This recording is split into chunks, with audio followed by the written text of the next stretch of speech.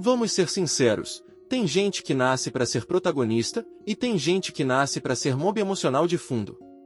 Bem-vindos de volta à Academia Valhalla, onde nosso deus marcial reencarnado tá tentando, bem quietinho, se preparar pro fim do mundo, e os filhinhos de papai fazem fila para virar missão secundária. Pega um lanche, hidrata o que sobrou dos seus neuronews e vamos continuar vendo Kim Joo-yeol humilhar, sem esforço, gente que acha que sobrenome de família é status de combate. A gente não começa com o Kim, e sim com o novo hater favorito dele, Hokjil Ventri. No dormitório de luxo dele, o lustre tá balançando como se quisesse evacuar o prédio.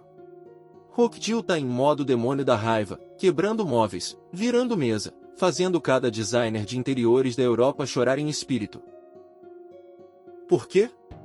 Porque um órfão disse não para ele. Para ele, Hokjil Ventric, orgulhoso membro da linha direta da família Ventric, antigo Golden Boy da Academia Britânica, até ser expulso, protagonista autodeclarado da Europa. Ele reprisa a humilhação na cabeça, ofereceu poder, contratos, um caminho VIP pro pseudo-sistema de constelações deles. E o Kim Joo-yeol basicamente respondeu, não, valeu, eu prefiro continuar respirando. Impossível de engolir. Encostada na parede está a assistente dele, uma garota loira, quieta, rígida, claramente acostumada a esses surtos. Ela nem pisca quando um vaso explode perto do pé.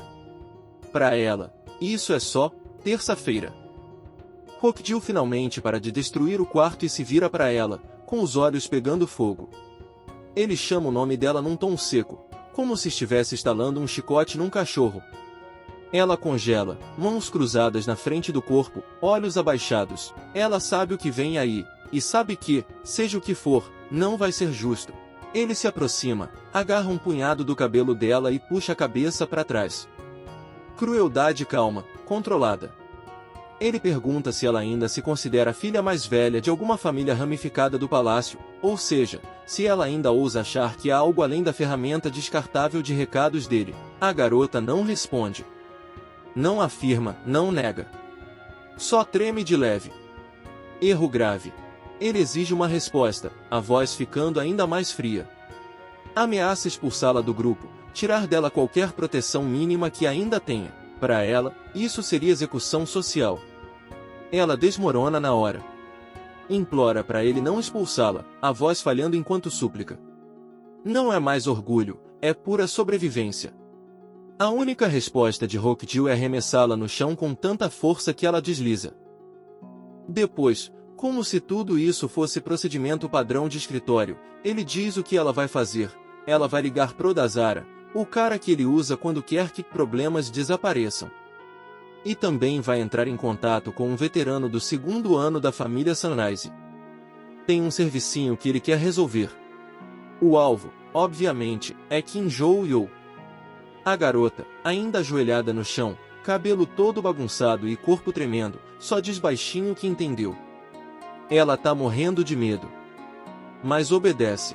Porque nessa academia, o poder não só te dá um soco na cara, às vezes ele te arrasta pelo cabelo antes. Enquanto isso, em um quarto bem menos dramático nos dormitórios de Valhalla, Kim Joo-yeol tá sentado de pernas cruzadas na cama, olhos fechados, envolto num leve brilho de mana azul.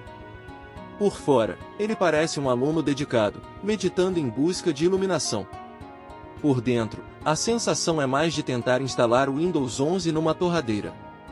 A mana gira em volta dele, e de repente o corpo entra em rebelião. Ele tosse forte, expelindo uma nuvem de fumaça como motor quebrado. Abre os olhos e solta um suspiro. Certo. Ele continua esquecendo, esse corpo é um lixo. Ele pode ter a mente de Kim Ain-ó, o homem que já socou o rei da destruição até a rendição, mas esse corpo de colegial de segunda mão mal aguenta um vento mais forte. Quanto mais circulação de mana de alto nível, ele para de meditar e se recosta na cadeira, repassando o que aconteceu mais cedo, naquela tarde. Tinha acabado de voltar pro dormitório depois da aula.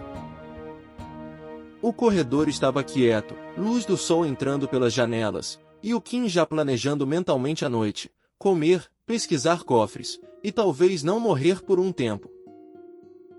Ele chegou na porta. E então, passos. Ele nem precisou se virar para saber quem era. a garota de cabelo branco de novo. Ela já tinha se aproximado dele antes, pedindo para ele ensiná-la a manejar a espada. Ele recusou sem um pingo de hesitação. Dessa vez, ela seguiu ele até a entrada do dormitório, repetindo o pedido com a insistência de notificação de app que você fecha e reaparece 10 segundos depois. Ela pediu de novo, quase com as mesmas palavras. Me ensina. Me ensina sua espada.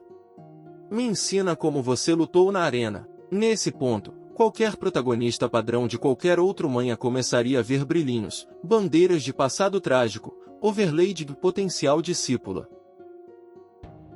Kim? Ele só escuta trabalho extra e perda de tempo. Então solta o primeiro número que vem à cabeça. 10 milhões de won por aula. Não no total. Por aula. É o jeito dele de dizer, não tô interessado. Some daqui. Ele espera que ela desista, talvez chore um pouco e desapareça da história como figurante reprovada em teste de elenco. Em vez disso, o rosto dela desaba por um instante, magoada, decepcionada, e aí ela simplesmente passa a andar ao lado dele em silêncio. Ele supõe que acabou por aí e estica a mão para abrir a porta. É aí que ela faz algo perigosíssimo. Ela pede o celular dele. Ele pisca, confuso. Isso não tá no roteiro padrão de rejeição. Ele pergunta o que ela tá tentando fazer. Ela, com expressão totalmente séria, diz que vai colocar o número dela ali para poder mandar o pagamento com mais facilidade. Na cabeça dele, você não tá pensando em... Antes dele terminar o pensamento, o celular vibra. Notificação do banco. Ele olha para a tela. 100 milhões de won. Não 10. Não 20. 10 aulas inteiras. Adiantado. Em dinheiro. Kim Jo-yeol, antigo deus marcial da destruição, conquistador de torres, homem que já equilibrou o destino do mundo na ponta do punho, fica ali parado, encarando a tela, igual o adolescente de 17 anos que recarregou o celular e sem querer colocou um zero a mais. Por alguns segundos, a alma dele sai do corpo. Depois, o instinto volta. Ele rosna que não vai aceitar aquilo. Anuncia que vai simplesmente recusar a transferência e pronto. Dinheiro devolvido. Problema resolvido, zero discípula. Ela não discute. Só se vira em silêncio e vai embora, ombros caídos, claramente achando que acabou mesmo. Mas agora, de volta ao presente, no quarto escuro, sentado na cadeira com a lembrança ainda passando em loop, ele já não tá pensando nela. Ele tá pensando no dinheiro. Como é que uma estudante de ensino médio tem 100 milhões de won dando sopa? Ele murmura. Bate os dedos no braço da cadeira. Se ele aceitar, não precisa realmente ensinar tudo. Pode filtrar o que passa, base, postura, um pouco de técnica, e guardar os segredos que verdadeiramente quebram o jogo só para ele. E convenhamos, ele tem problemas que dinheiro ajuda a resolver. Equipamento. Materiais. Preparativos pro retorno da torre. Custos escondidos de viver como se estivesse pré-carregando uma raid de 5 anos. Ele encara o celular. A parte justa da consciência pigarreia e diz, você devia devolver. Você é melhor do que isso. A parte prática aponta para os zeros e responde, a gente não é melhor do que isso. No final, quem ganha é a realidade. Ele se inclina para frente, olhos semicerrados, e decide em silêncio, beleza. Ele vai aceitar o dinheiro. Vai treinar ela. Só vai tomar cuidado para não entregar nada que quebre demais a linha do tempo. E com isso, ele se levanta da cadeira. Porque hoje à noite, ele não é mais só um reencarnado quebrado. Hoje, ele é um reencarnado quebrado rico e em missão. Kim sai noite afora, seguindo na direção das montanhas Valhalla. As luzes da academia vão ficando para trás enquanto ele avança entre as árvores, o ar ficando mais frio e mais escuro. As sombras se alongam, e a floresta parece pesada, como se lembrasse dele. Ele não tá ali por ar puro ou exercício. Ele veio para roubar a si mesmo, 300 anos atrás, quando o mundo estava prestes a ser apagado pela Torre da Destruição, ele percebeu uma coisa importante, não existia banco seguro para alguém como ele. Nenhum sistema, nenhuma instituição, nenhum cofre capaz de aguentar uma dungeon apocalíptica desabando por cima. Então ele fez os próprios bancos. Escondeu vários cofres secretos pela região, enterrados e reforçados tão fundo que, mesmo se o mundo queimasse, os bens dele continuariam lá. Nas pesquisas que fez depois de reencarnar, descobriu que a maioria desses cofres foi destruída com o tempo. Guerras, obras, desastres, o combo de sempre. Pelos cálculos dele, só uns poucos ainda podem existir. Talvez 4. Realisticamente, provavelmente 3. Todos perto das montanhas Valhalla. E hoje à noite, ele vai abrir um. Ele para no meio de uma clareira, finca os pés no chão e solta o ar. Mana azul começa a fluir devagar do corpo dele para o solo. É fraca comparada à vida passada, mas a técnica é perfeita. Ele manda um padrão de busca, não por metal, não por pedra, e sim por um tipo específico de mármore, infundido com a própria magia dele de 300 anos atrás. Assim que esse mármore sentir a aura do dono original, deve vibrar, responder, chamá-lo de volta. O chão vibra. Um círculo azul neon aparece sob a grama, brilhando de leve como se tivessem ligado um holofote mágico escondido. Achou. Kim se aproxima do círculo, puxa uma pá de ferro, e imediatamente se arrepende da realidade atual. Esse corpo é muito patético mesmo, ele resmunga, começando a cavar.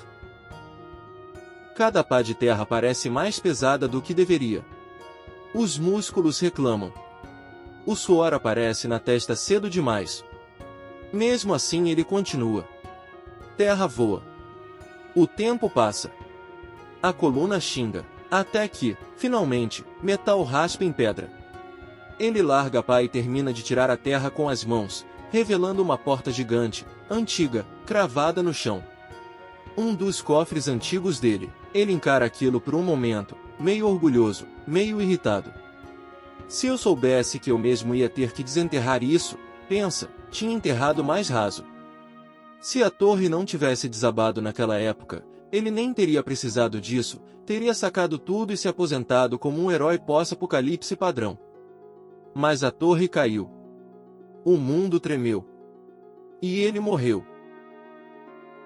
Mesmo assim, o cofre está ali, teimosamente intacto, igual o homem que construiu. Não há fechadura para a chave física.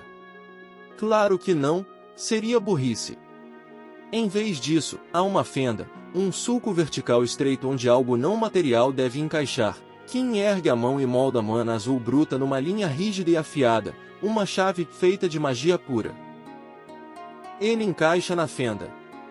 Por um segundo, nada acontece. Então o sulco se acende, brilhando com o mesmo azul neon do círculo lá em cima. Os mecanismos despertam. A porta pesada do cofre começa a se abrir, rangendo. Ele agarra a borda e puxa, cada músculo do corpo adolescente fraco dele gritando, até abrir o suficiente para conseguir passar. E entra. É como entrar no sonho de um dragão. Barras de ouro empilhadas. Montanhas de moedas. Joias brilhando em vitrines trancadas. Artefatos organizados com cuidado. O ar cheira a dinheiro e magia antiga. Ele não se contém, sorri. Quanto tempo, pensa, olhando a própria fortuna antiga. A melhor parte. Dessa vez, o mundo ainda não está acabando. Ele não precisa torrar nada às pressas. Pode escolher com calma o que precisa, converter, redistribuir e financiar os preparativos. Ele avança mais e encontra o que realmente veio buscar, uma fileira de pedras de armazenamento embutidas na parede. Pedras compactas, brilhando de leve, que ele tinha infundido com a própria mana para estabilizar e manter o cofre por séculos. Ele pega uma. No segundo em que os dedos fecham em volta dela, a pedra explode em luz azul intensa, reagindo feliz ao dono, tipo pet que vê o humano depois de 3 vidas. Magia jorra dali, perfeitamente preservada. Era o que ele esperava. Uma pedra de armazenamento dessas é basicamente uma bateria mágica que nunca ouviu falar em data de validade. Ele para de absorver por enquanto. Primeiro as prioridades, ele precisa usá-las, não drenar tudo na hora.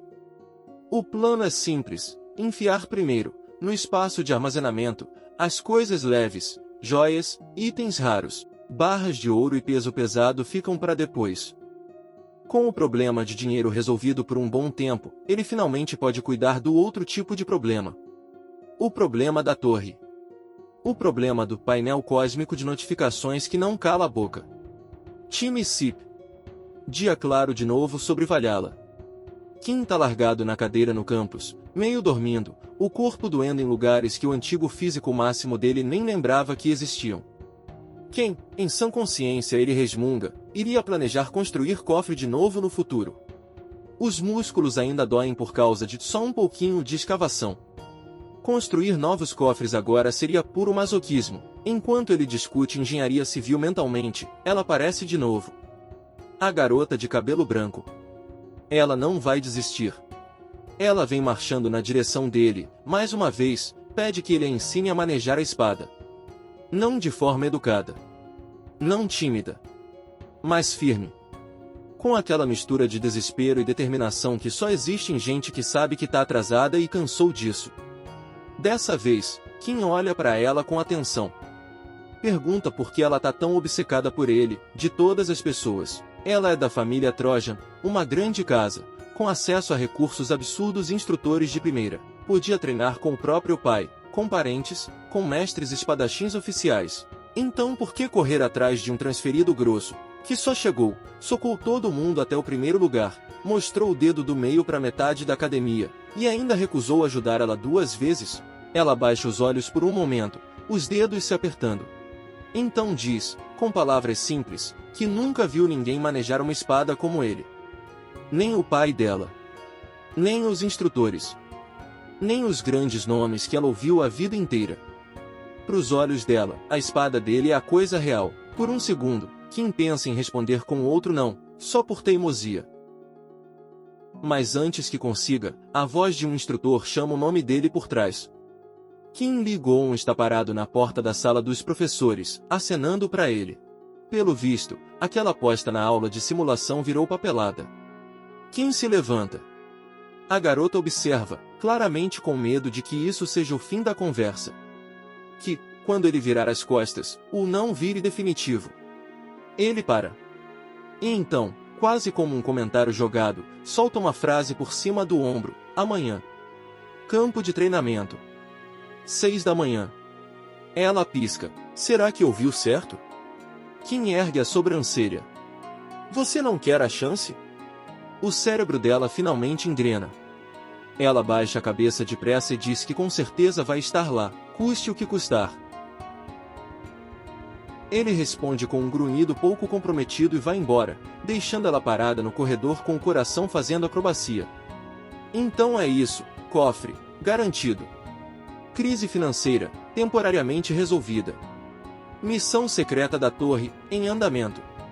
E agora, uma candidata a discípula extremamente determinada, desbloqueada.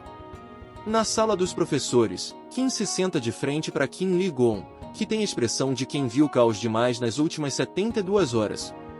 Ele não perde tempo com conversa fiada. Explica. O pedido de acesso ao prédio da constelação foi aprovado. Kim tem permissão para entrar no primeiro subsolo. Sob nenhuma circunstância ele pode descer mais. Nada de segundo subsolo. Muito menos terceiro. Isso não é só burocracia. É ordem da diretora. Kim concorda com a cabeça, como aluno obediente. E imediatamente pergunta quando pode ir. Kim Lee-gon, que esperava pelo menos um pouquinho de hesitação, responde que ele pode ir hoje à noite, se quiser, tem uma janela de meia hora. Kim nem pensa 2 vezes. Aceita.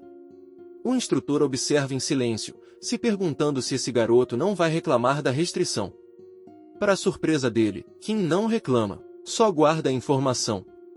Mais tarde, naquela noite, o prédio da constelação brilha como um templo no coração da academia. 2 guardas estão na frente da entrada, vestidos de preto, olhar afiado. As paredes externas são cobertas de magia, selos, barreiras, proteções, tudo, menos uma placa neon escrito por favor, não explodir. Kim chega com Kim Lee-gon.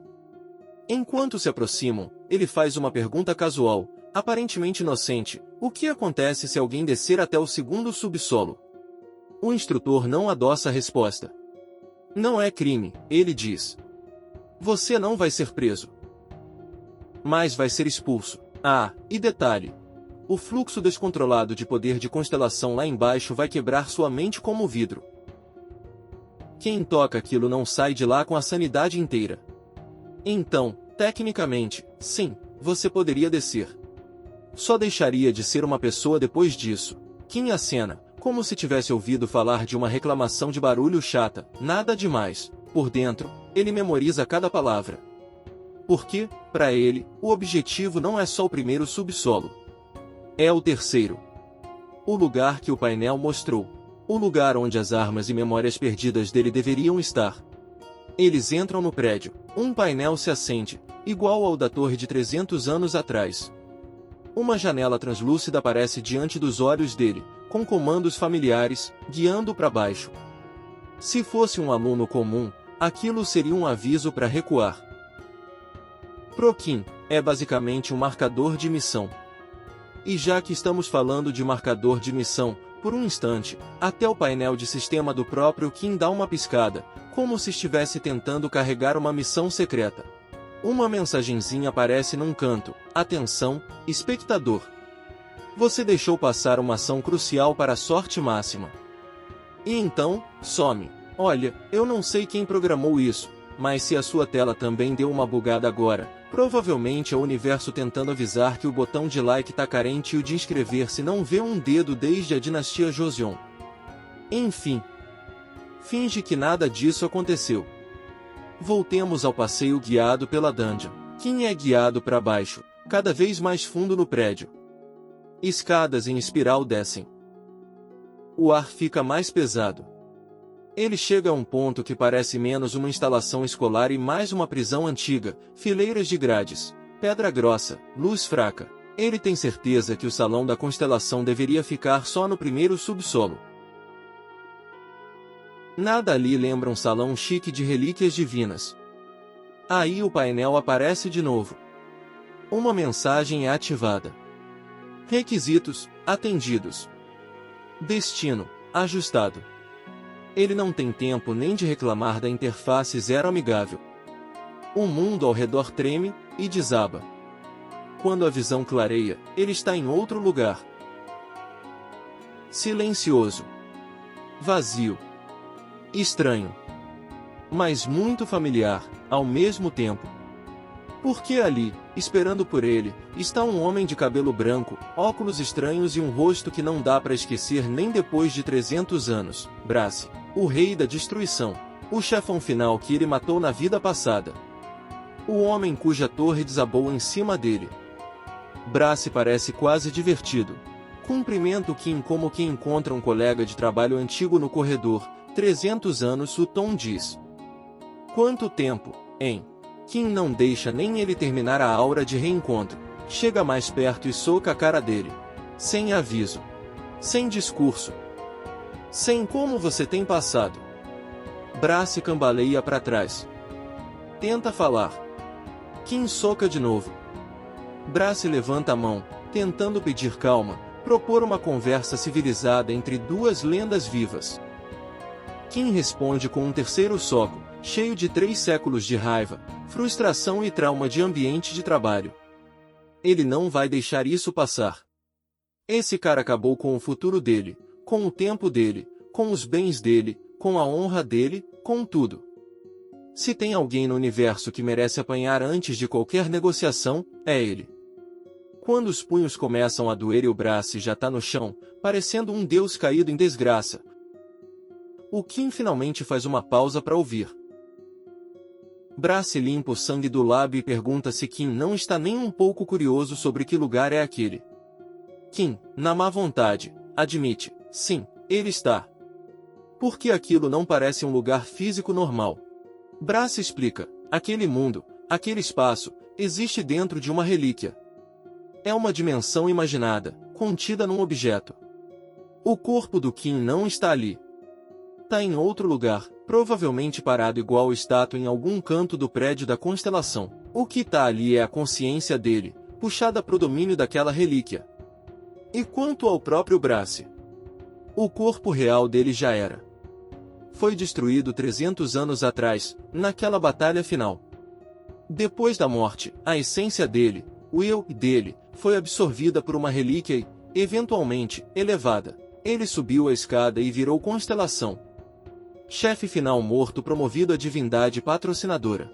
O olho do Kim dá uma tremida. Claro que o cara que ele matou ganhou promoção celestial, enquanto ele reencarnou num colegial com status de NPC fraco. Naturalmente, a única resposta correta a essa notícia é outro soco na cara. Brace aguenta com a resignação de quem sabe que merece. Quando a coisa finalmente baixa de homicídio imediato para hostilidade controlada, eles conseguem conversar direito. Brace conta que, depois de ser derrotado, acordou preso dentro daquela relíquia, sem poder, sem liberdade, sem contexto. Por 300 anos, ficou ali, selado, sem poder fazer nada além de existir e esperar. Aí o painel apareceu. Para ele. Pro Kim. Para outra pessoa. Ele diz que recebeu uma notificação com uma missão bem clara: encontrar o Kim Jou-Yo reencarnado e ajudá-lo a recuperar as memórias. Ao mesmo tempo, o Kim tinha a própria versão da mensagem: recuperar armas perdidas. Recuperar memórias perdidas. Algo sobre propriedade da Torre da Destruição. E um trecho lá embaixo que estava censurado, coberto por símbolos estranhos. Kim percebe, com um desconforto crescente, que em algum lugar naquele texto censurado está o motivo de agora ele ser reconhecido como dono da torre. Brace também não tem todas as respostas. Algumas lembranças dele estão faltando. Ele sabe que havia um homem, um terceiro elemento suspeito, ligado à transferência de posse, mas os detalhes foram cortados, como se alguém tivesse passado o corretivo divino por cima. Ele só sabe uma coisa com certeza: as espadas da antiga vila do Kim, as 4 espadas da aldeia, viraram relíquias sagradas. E aquele espaço em que eles estão está ligado a essas armas. Aquele reino é o mundo interior delas. E enquanto Kim estiver empunhando uma dessas espadas, essa conexão com o Brace, com a constelação, vai continuar. Kim quer recusar por princípio. Mas tem um problema: a nova missão no painel dele está marcada como só realizável com a arma da vila. Curtindo ou não o Brace, ele tá preso a uma lâmina que abriga um ex-chefe final metido e uma árvore de quests que ninguém pediu. Ele sai daquele espaço com uma conclusão: toda essa linha do tempo é bem mais bagunçada do que ele imaginava. Do lado de fora do prédio da constelação, Kim Li-gon tá esperando, nervoso. O tempo tá acabando. O combinado era meia hora. Nem 1 minuto a mais. Quando alguma coisa finalmente aparece perto do prédio, não é corpo caído, nem guarda em pânico. É o Kim Jou-Yo, saindo como se tivesse acabado de dar uma passada numa livraria. Os guardas revistam ele, procurando itens roubados ou relíquias não autorizadas. Não encontram nada de estranho. Kim Li-gon pergunta na hora se ele fez alguma coisa fora do combinado. Kim dá de ombros e diz que só deu uma olhada, não foi mais fundo, afinal, ele não quer perder a cabeça. Tecnicamente, não é mentira. O instrutor, desconfiado, mas sem prova nenhuma, manda ele ir para casa descansar. Kim acena, deixa o prédio e começa a voltar pro dormitório. No caminho, a conversa com o Brace fica rodando na cabeça. O painel. As linhas censuradas. O terceiro elemento misterioso. O fato de que a espada da vila agora é uma relíquia que abriga uma constelação que ele odeia. Ele aperta o punho em volta do cabo da espada na cintura, sentindo o leve brilho azul pulsando ali dentro. Ele quer jogar fora. Ele quer quebrar. Ele quer entrar no vulcão mais próximo e mandar essa espada num mergulho finalizado. Mas não pode. Porque o painel de missão é claro: seja lá o que está vindo, seja lá o que estiver escondido no retorno da torre, ele vai precisar dessa arma para encarar. E, por enquanto, tem um problema mais imediato vindo na direção dele. No caminho de volta pelo campus, Kim nota um grupo de alunos bloqueando a passagem à frente. Eles usam uniforme de segundo ano, e o jeito que estão posicionados grita: a gente acha que é importante. Um deles dá um passo à frente, um garoto loiro, de brinco e com a arrogância de quem nunca perdeu uma briga que começou, só as que delegou. Ele exige a identificação do Kim, fazendo pose de guarda de trânsito auto-intitulado. Kim encara em silêncio.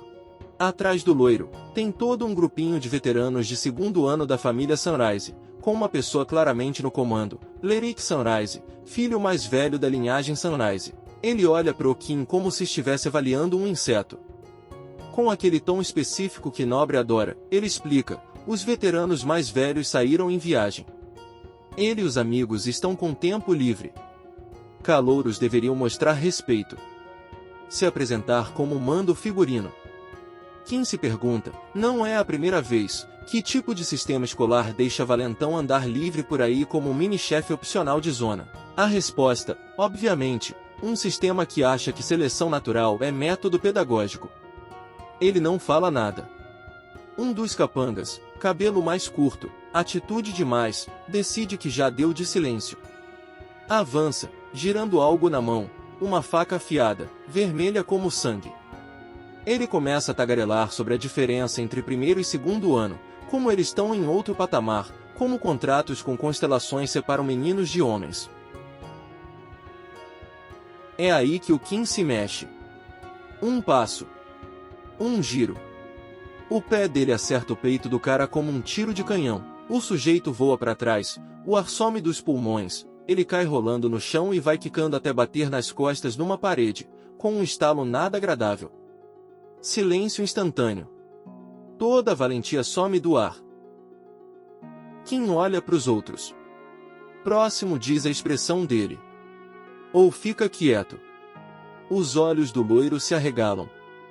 Kim levanta a espada da vila, a mesma ligada ao braço, a mesma que encaixa perfeitamente na mão dele. A empunhadura é perfeita.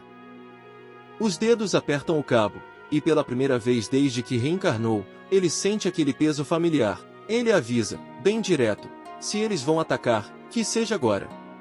Porque se ficarem enrolando, só vai ficar mais feio para eles. 3 horas antes, lá no dormitório de luxo do Rockdale Ventric, essa luta estava sendo encomendada. Depois de descontar a raiva na assistente e enfiar o medo da pobreza na alma dela, Rockdale se sentou de frente para Lyric Sunrise. Ele explicou o pedido simples: tem um calouro, primeiro lugar no ranking, vindo do nada, sem contrato divino ainda, claramente mais fraco que um veterano abençoado de segundo ano. Rockdale quer que ele aprenda uma lição. O pagamento? Vantagens imediatas para a família Sunrise. Favores. Conexões. Você arranha meu inimigo, minha organização faz carinho nas costas da sua. Lyric não pensa 2 vezes. Ele ouve calouro fraco, ouve favor da linha direta Ventric, e na cabeça o prêmio já tá gasto.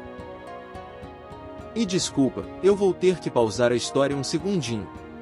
Porque todo manha tem vilão que faz Cedron da própria ruína como se fosse hobby. Enfim, voltamos ao Rockdale preenchendo o formulário oficial de por favor, destruam minha vida. Lyric aceita, batendo a porta com toda a confiança de quem acha que vai farmar mob fácil. Na cabeça dele, a conta é simples. Veteranos de segundo ano de Valhalla já formaram contratos com constelações.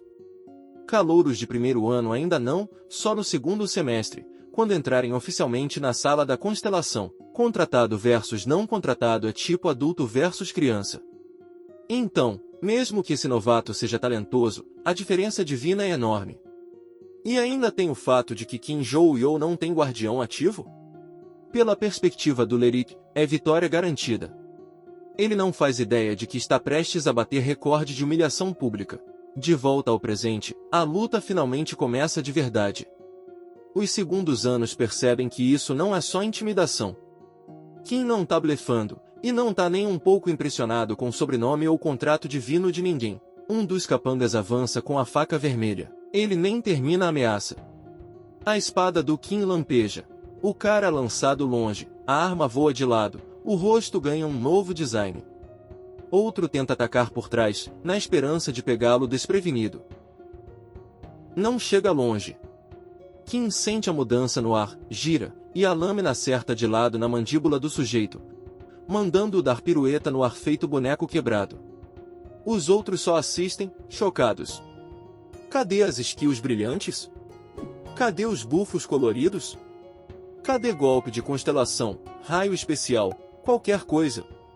Eles não veem nada disso. Só veem técnica pura.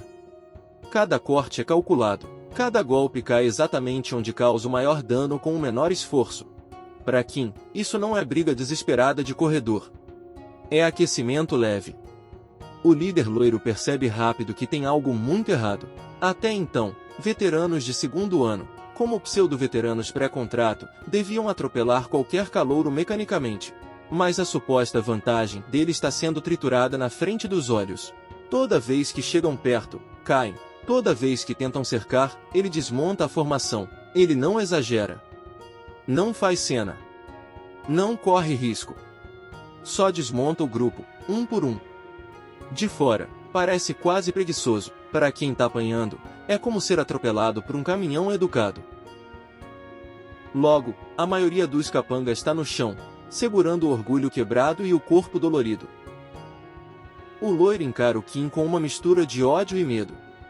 Tenta animar os outros, berrando que o Kim é só um novato, um ninguém, um calouro qualquer. Ninguém se mexe. Então, com toda a coragem de alguém que percebeu tarde demais que talvez seja o sacrifício principal, ele mesmo parte para cima. Ele avança, e sente um frio cortando a lateral do corpo.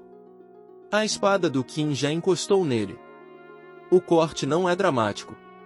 Não tem explosão, nem onda de energia gritando.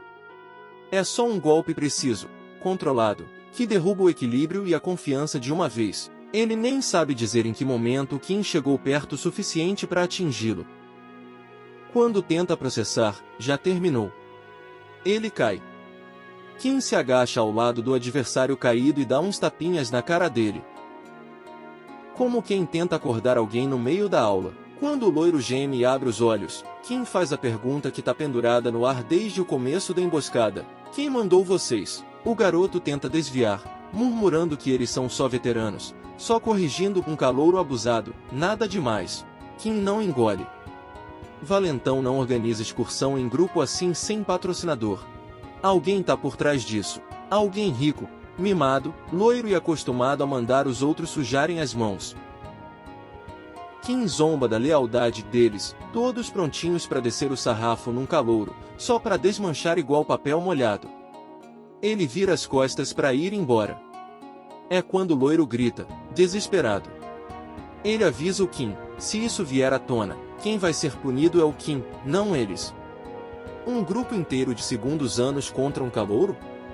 A história vai virar novato violento atacou seus veteranos, e ele que vai acabar expulso. Kim para. Depois olha de volta com um sorriso nada amigável. Calmamente, ele explica que, na real, ele não se importa com a história rodando por aí. Aliás, até acha divertido. Imagina a fofoca rodando pelo campus. Um monte de veterano de segundo ano se juntou para bater num calouro, e mesmo assim tomou surra. Humilhante. Para eles. Qualquer guilda pensando em contratar essa galera vai ver isso no currículo e jogar a candidatura no lixo na mesma hora. Se eles querem um futuro, é melhor rezar para ninguém nunca ficar sabendo dessa cena. De repente, o loiro enxerga tudo por outro ângulo. Ele e os amigos não estão segurando o futuro do Kim, é o Kim que está segurando o futuro deles. Bastaria um boato, uma gravação, um deslize, e esse momento vira currículo vitalício. Então o acordo é simples, eles ficam de boca fechada. Fingem que nada aconteceu. Se arrastam para se recuperar. Em troca, ele não arruína a carreira deles antes mesmo de começar. Quem deixa os caras ali, quebrados, repensando a vida. Time SIP. O relógio marca 9h28 da noite. No quarto dele, Rockjill Ventric está sentado na beirada da cama, celular na mão, encarando a tela como apostador esperando o resultado. Ele tá esperando a ligação do Merrick Sunrise, o contratado fiel, o cara que deveria entregar uma surra bonita e unilateral no Kim Joo-yo. O telefone finalmente toca. Rockjill atende na hora, sem nem cumprimentar. Ele exige saber se a missão foi concluída. Se o novato foi quebrado. Se a lição foi dada. Há uma pausa do outro lado. Então, Merrick fala o nome do alvo que tentou atacar. Kim. Joe, ele admite, com vergonha evidente, que está largando o serviço. Acabou. Não vai encostar nesse alvo de novo. Abre mão de qualquer responsabilidade, de qualquer tentativa futura, de qualquer vínculo com essa missão. A linha fica muda por um bom tempo. Hook-Gilventrick, que achou que esse seria o grande retorno vitorioso dele, acabou de descobrir que até os veteranos de aluguel querem distância do garoto com quem ele arrumou briga. O universo, mais uma vez, entrega a lição que ele mais odeia: você pode jogar dinheiro, sobrenome e ameaça para todo lado. Mas se o alvo é o homem reencarnado que matou o rei da destruição, só tem um rank que combina com você: futuro saco de pancada. E é aí, queridos espectadores, que a gente vai encerrar esse episódio, com o nosso protagonista sentado em cofres escondidos, aceitando discípula rica sem querer, fazendo parceria forçada com uma constelação ressentida e transformando o veterano valentão em estatística de risco de carreira. Fica de olho pro próximo capítulo, em que vamos ver como é, na prática, um treino das 6 da manhã com um deus marcial, e quantos nobres mais conseguem fazer fila para arruinar a própria vida na frente dele.